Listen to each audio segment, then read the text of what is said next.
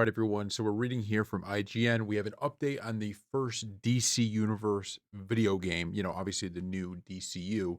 This is from IGN. DC Studios co-chiefs James Gunn and Peter Safran have confirmed it will be a couple of years before fans see the first DCU game.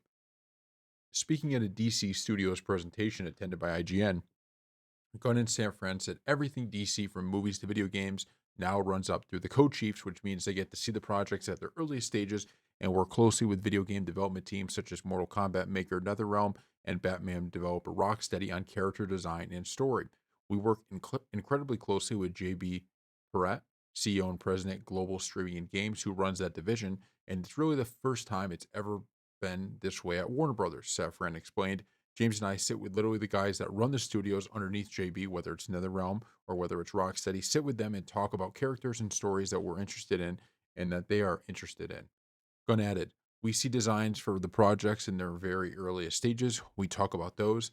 We talk about when they're talking about what the story might be. We say, well, maybe you want to go this way because we're planning on maybe doing something with this character and so forth and so on, and to help deal with that. But it's been great and we enjoyed it enormously. Safran said everything had been so siloed and now that's completely broken down, and it's been great because it also applies to consumer products and experiences, and everything that DC touches runs through us now, which is awesome. As for the first game in the DCU will be revealed, Gunn said, a couple of years. Yeah, it's a couple of years, but we've had some pretty active involvement and some stuff coming up. Safran continued, it's really interesting. Okay, so look, here's the thing.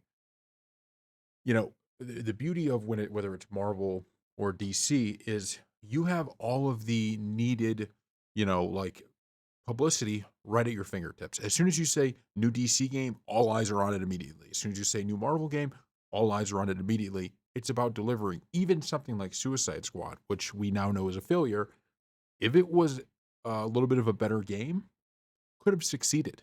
It could have succeeded, and you didn't even have like the big names, you know, as playable in that. So there's really no excuse for these DC games to fail. We had fantastic Arkham games, obviously.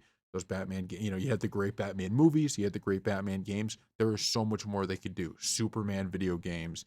You could try to do a Marvel Rivals esque DC game if you're able to. Although I don't know if you need to do it exactly the same. Like it doesn't have to be necessarily Overwatch style, but what other types of games can you make that include all the DC characters? Like just go out there and make good games. And the big takeaway with all of this is you just have to make it feel like you're playing the character you're supposed to be playing. When you want to know why the Arkham games were so good, was it the graphics? Sure. Was it the fighting style? Sure. There was a lot of reasons it was good. But to me, the number one reason why it was good was because when you were playing as Batman, you felt like you were Batman.